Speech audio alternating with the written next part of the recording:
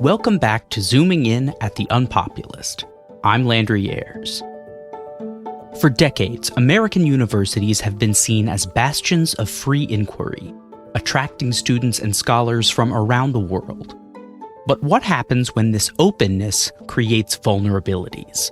How do authoritarian regimes leverage financial ties and international student populations to stifle criticism and export censorship onto American campuses?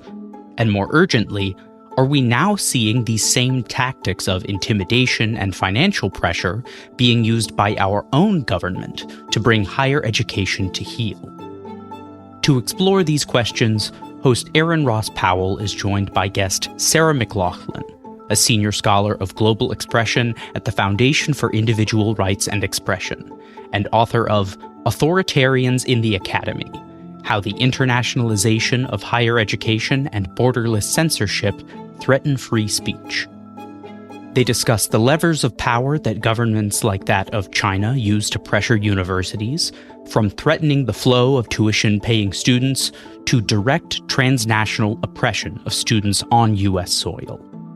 They also examine why so many academic institutions, in the face of these threats from both foreign and domestic actors, have chosen silence and capitulation over courage.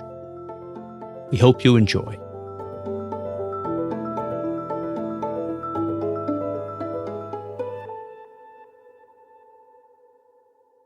Our conversation today is about the dangers of an authoritarian regime exercising influence over universities with the goal of shutting down speech it deems too critical or otherwise objectionable. But we're not talking about the Trump administration. We're talking about China. So can we start by framing up why it's worth talking about China's actions when right now Trump's feel rather more pressing? One thing I talk about in the book is the levers of power that authoritarian regimes can exert over higher education and over the people within them. It's important that we understand that because we're seeing some of those same levers exerted right now, primarily when we look at international students and funding to universities. The issue of international students is especially relevant here because the threats to international students' rights and the ways that governments like China can use the financial benefits that those students offer as a way to punish or reward universities. We've absolutely been seeing that in the past few months. We've seen the Trump administration explicitly threaten to cut off universities' access to tuition-paying students from overseas, students who often tend to pay more than citizens. That's exactly the kind of thing that we have seen the Chinese government threaten and in some cases actually act on. And so we need to understand that there are parallels between how governments operate. And ultimately, this is about governments trying to exert control over institutions in civil society, especially universities. A lot of the book is about China, but that's not because China is the only authoritarian country. It's just because, for a number of reasons, the Chinese government has been successful in its interference in higher education. But these are avenues and strategies that are open to any government that wants to exert its will on people around the world. And so we need to react to them because the more we allow these kinds of pressures to successfully influence speech and expression, the more we're going to see them. That is as true as it can get when it comes to what's been happening in the past 8 months here in the US, because what we have been seeing is efforts that have, in many cases, gone uncontested. And we've seen more and more of them because they're working. And that's exactly the risk here. Can you give a sense of the spread of foreign students in universities? Like, to what degree are universities dependent upon foreign students? How many are they? Is this something that's primarily concentrated in elite universities, or does this impact all universities? Like, what are we talking about before we get into then how this is exercised against the universities? International students make up about 6% of the student population in the United States. In some universities, especially private universities, elite universities, international students can make up a significant portion of a university body, especially in certain programs. There are some universities where 40% of the student population might be international. And I don't think that's a bad thing. I think international students provide a lot of experience to their classmates. I think it's a good thing. And I think it's more conducive to knowledge production and better conversations when you have people from all different parts of the world and all different backgrounds meeting and teaching each other, because I think that's how we advance our understanding of the world. So I don't think there's anything inherently bad about that, but there are unique stressors that accompany having students from authoritarian regimes in higher education. And the problem is not the presence of those students. The problem is the lack of understanding and acknowledgement and care for the specific free speech concerns that are going to come with those students. These students pay full tuition, so they're this big chunk of a university's budget in a way that, most American students get some sort of discount on their tuition. There's often a lot of prestige there. What are the means by which foreign regimes then use this? What are the various levers they have to pull on? Besides, the obvious one would be saying, like, we're going to stop allowing students to come to your university. But are there other levers they have to pull on to influence their will? Obviously, as you mentioned, the primary one is cutting off access to those students. That's something that we've seen the Trump administration threaten. And the reason why they're threatening it is because it can severely impact a university. There have been isolated cases where the Chinese government has acted on that. There was a Canadian university whose diplomas were derecognized within China after they hosted the Dalai Lama as a speaker. You're not always going to have direct threats. You're not going to have, in every case, or in most cases, necessarily a clear follow through between speech that's allowed or invited and a punishment or consequence. But you're going to know that that consequence is possible and can take place. That is one lever. There's also the financial relationships that universities have with foreign governments that go beyond just the students themselves. There's a lot of money that comes into universities from foreign governments, from state-linked companies, from institutions overseas. And there's also direct threats on the students themselves, which may not bother a university if their students are facing transnational repression, but it may also influence how a university responds to it if they do want to protect their financial ties overseas. I don't think there's much of a mystery why a university might not be willing to fully and openly acknowledge the threats the Chinese government poses to their students when the university is getting millions and millions of dollars from hosting a satellite campus in that country. And so I've been especially disturbed by the student experience, because I don't think that students have been getting the resources or attention they need. In many cases, there's probably a financial reason why universities are not providing or acknowledging why students may need that assistance. I've spoken to students whose parents have been brought in for questioning because they took part in protests here in the United States. Their social media has been surveilled. They have been threatened by police officers who have called them directly from China. They've received threats from consular officials, even from their fellow students in some cases. I've spoken to students who are hoping they can find employment in the US because they don't think they can safely return home to China. And so we're creating a class of students who come to the United States with the caveat that over the past 8 months, it's a very different question, that are being welcomed into an environment where they're promised the ability to fully participate with their peers in, the free exchange of ideas, in protest, in research. And they're finding that they actually don't have those same freedoms as their peers here, and that they don't really think universities care or are interested in investigating why that's happening. And to my knowledge, only a couple of universities have even acknowledged that their students have faced, in some cases, death threats, harassment, simply because they just posted things on the internet that are just basic political expression.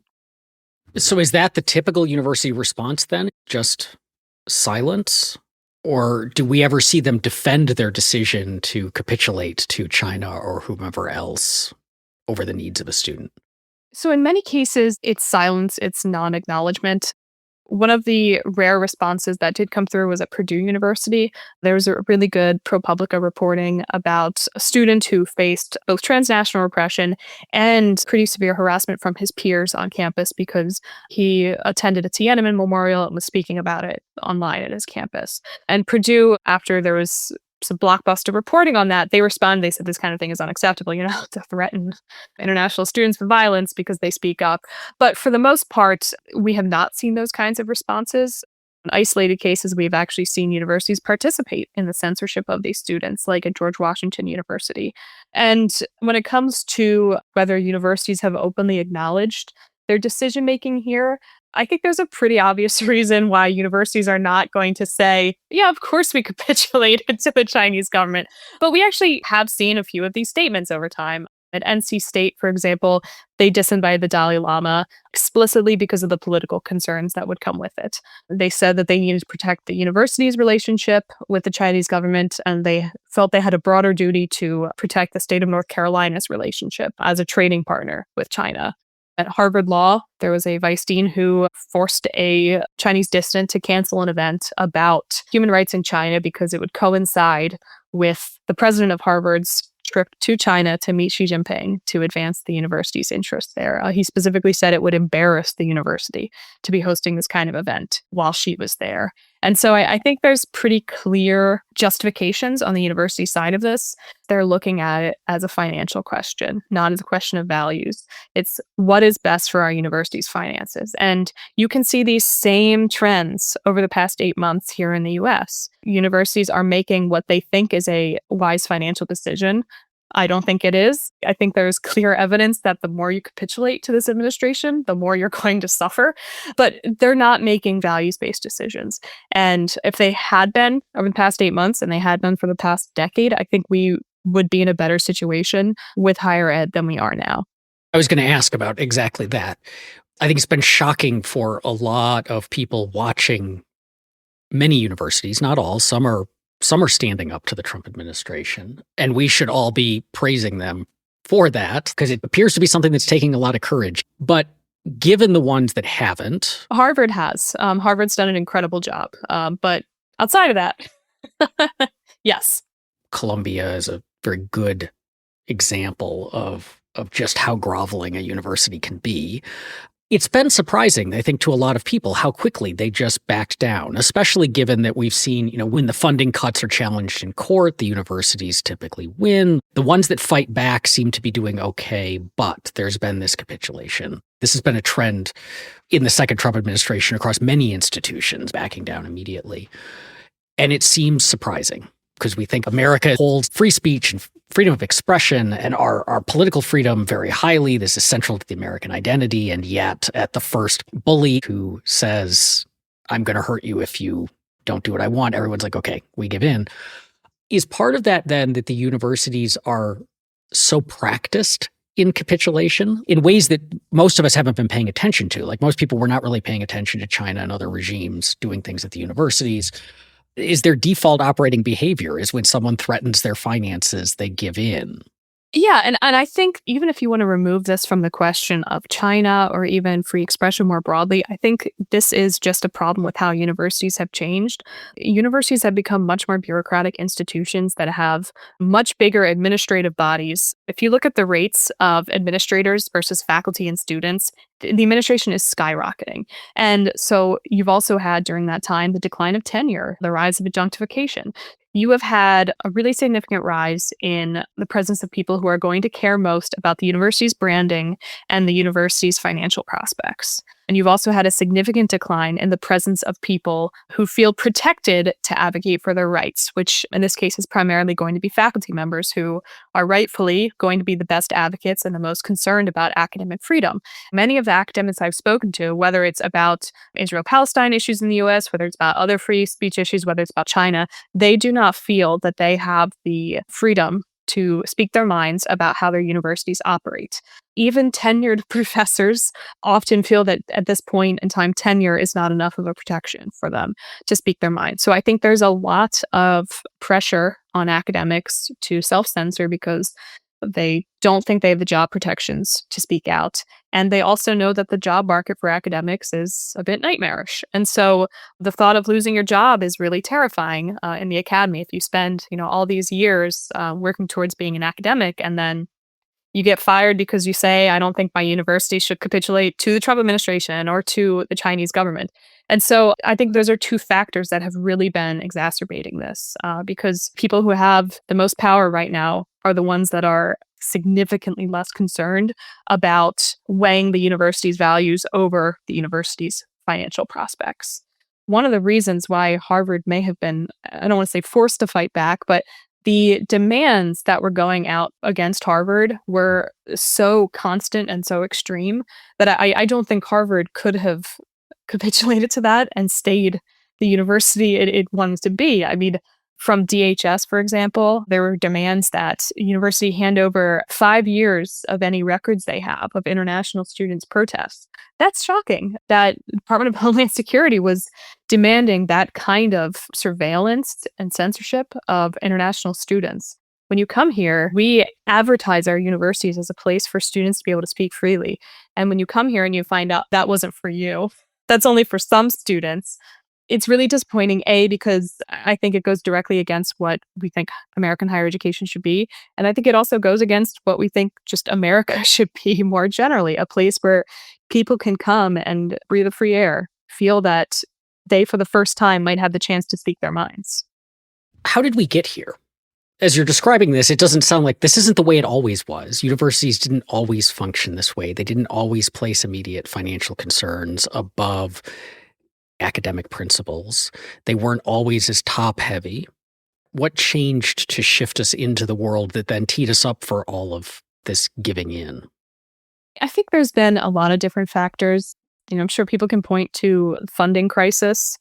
Just in higher ed more generally, we've had how many economic ups and downs. There's already just an incentive to be very careful about ensuring that universities can protect their finances. Some academics I've spoken to have specifically pointed to the 2008 financial crisis as where higher ed kind of changed for them, where they felt that money started to be more important than values. There's been funding issues just from state governments. So, I think it's impossible to avoid the money question here, but I don't have the answers to this, but it seems somehow that college is somehow too expensive for everyone, that it never has enough funding, but people are always paying too much for it. I don't have the fix for that, but I do think that's sort of at the root of this. It still is striking the widespreadness of these attitudes, given that most university administrators were professors. Like, you get elevated out of that background. And yet we seem to have developed this culture of extreme caution about the finances. This is an issue that we see with other organizations that have kind of given in. ABC pulled Jimmy Kimmel from the air for some fairly measured remarks about the assassination. We just have this kind of culture where if you're at the head of something big, your immediate financial concerns trump any other principles. Watching them give in, whether it's to China or to the Trump administration, it's like none of these people ever had run-ins with bullies before. They don't understand, like, if you give the bully your lunch money, he doesn't then stop bullying you. He comes back the next day. You've just proven to the bully that there's someone he can get lunch money from. Yes. Right. It's astonishing how kind of like psychologically naive these responses are. And sometimes I wonder if it's just that people have not adjusted to, like, this particular administration is different, or an authoritarian regime is different, that it doesn't operate in the way that the prior US administrations used to. It's not a good faith actor. China is not a good faith actor. The Trump administration is not a good faith actor, and that bad faith actors are simply different. But there's like this real hesitation in admitting that we're in a different world. And what I wonder then is if there is kind of a lack of courage that's driving some of this, and to belabor my bullying analogy, one thing that helps kind of defeat the bully is like when one or two people stand up to him and everyone else sees that it works. Do you think if Harvard wins out, does that encourage other universities to maybe have a bit more courage the next time demands come around?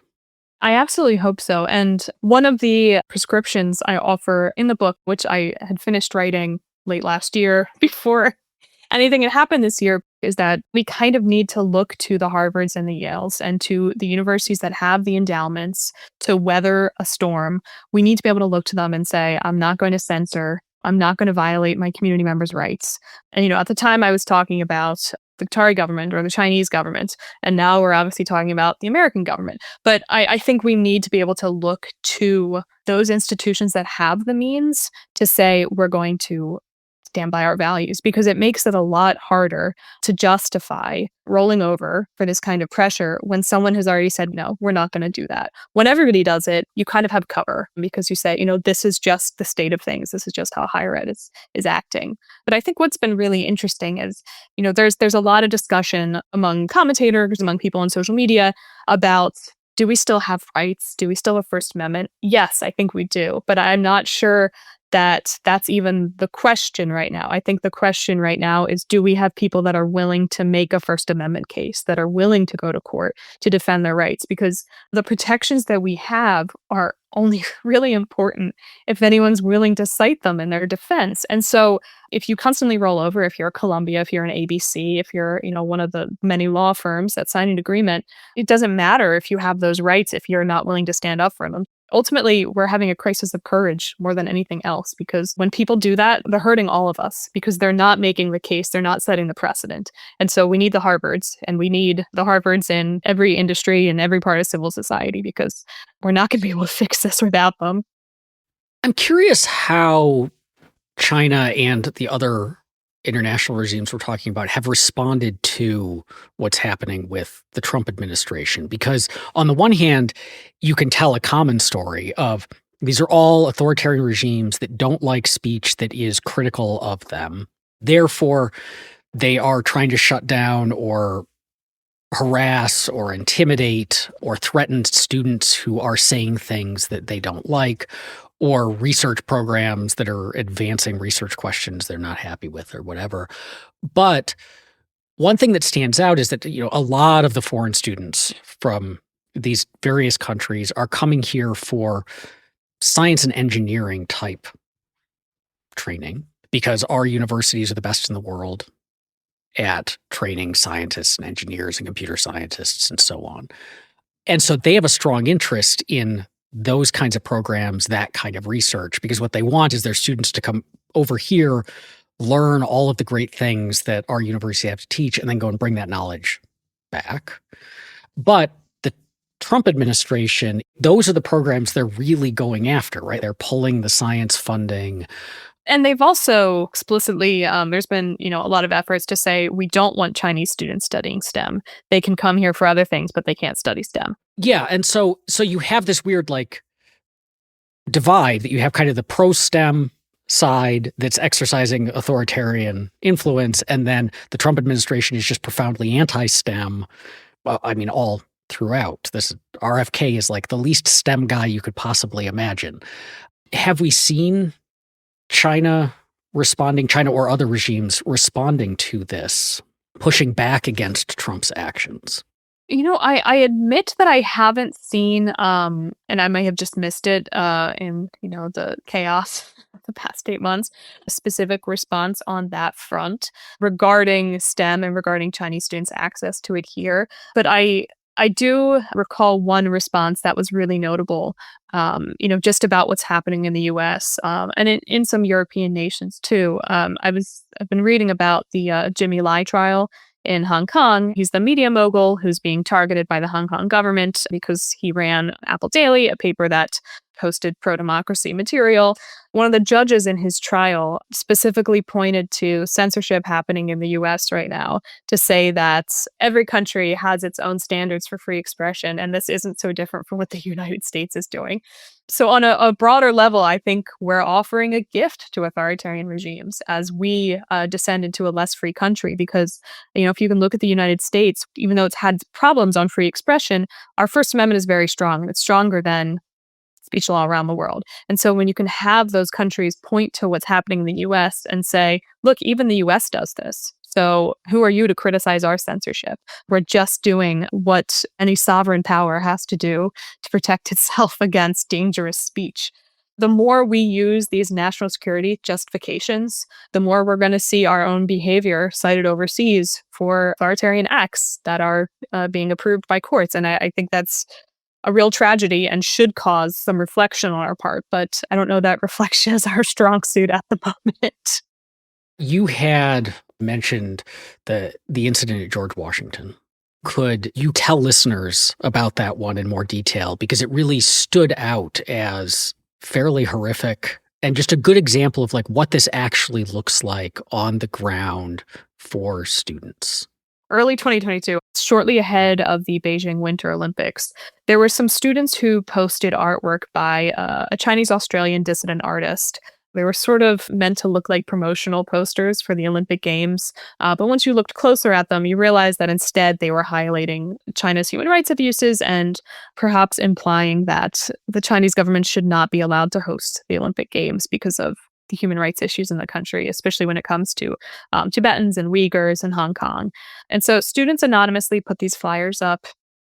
And almost immediately after, some student groups started to complain to the George Washington administration.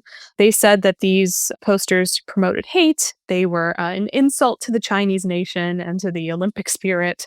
And they said that George Washington had a responsibility to act. I strongly disagree what those students were demanding, but ultimately, students have the right to ask for those things, even if they're liberal or counterintuitive or wrong.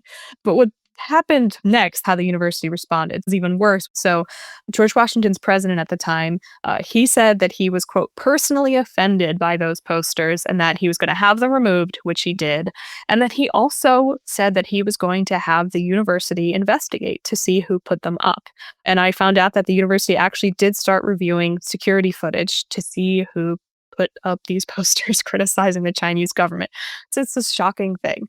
And at the time, I was writing about it and calling on George Washington to stop this madness. And I told them that if there were students who were from Hong Kong or China who had put those flyers up, the university could be directly responsible for creating a trail that puts them in serious legal peril and their families in legal peril at home in China.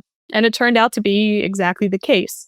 There was a group of students who continued to hold protests and events about China at GW and other DC area universities. There were students who were from Hong Kong and from China who had put up those flyers. And I interviewed those students, and they felt really personally wronged by the university. They felt that not only was this American university that they were paying was participating in the kind of censorship that they tried to leave behind at home, they also felt that, in a more complex manner, the university was sort of picking sides when it came to questions about what's okay to say about China and what even Chinese students are allowed to say about their own government. And so I think they rightfully felt very wronged by that. And, to his credit, GW's president admitted he made a mistake. And, I don't want to criticize someone so harshly that they lose the incentive to admit when they were wrong. But I think he created some harm there that could never really be repaired because those students could no longer trust, and not even that their universities wouldn't censor them, but that they wouldn't start a campus police investigation to unmask them for punishment. Not every case has been as severe as that, and there have been a lot of demands for censorship at universities from some student groups who tend to be more supportive of the Chinese government. But more broadly, I think students are operating in a culture where they feel like their peers are constantly trying to get them censored and silenced for criticizing the Chinese government, and who sometimes think that they can effectively use the university administration as a middleman to achieve that. This has clear parallels to the experience of students protesting the war in Gaza and the way that universities responded to that as well. Can you tell us about what FIRE has been doing, in this environment, with the actions by China, other governments, and now the Trump administration? We recently announced a lawsuit against Secretary of State Marco Rubio, specifically targeting the provisions of the Immigration and Nationality Act that Rubio is using to target students like Ramesa Ozturk and Mahmoud Khalil, to use his personal discretion to decide what kind of speech international students engage in that is a threat to American foreign policy interests, and for that reason needs to be removed. Ultimately, we are in a situation now where you can have two students saying the same things on a campus, but because one of them is on a green card or a visa, they can be taken by masked officers and put in an unmarked van and taken to an ICE facility. That's unacceptable. That is not what a free country should look like. And so I think this is a really important lawsuit because we're making the case that the First Amendment is for everyone in the United States. You don't lose access to it just because you're not a citizen. And I don't think that that's what we want our country to look like. I think that looks a little bit more like the governments I criticize in my book rather than the one I want to live in.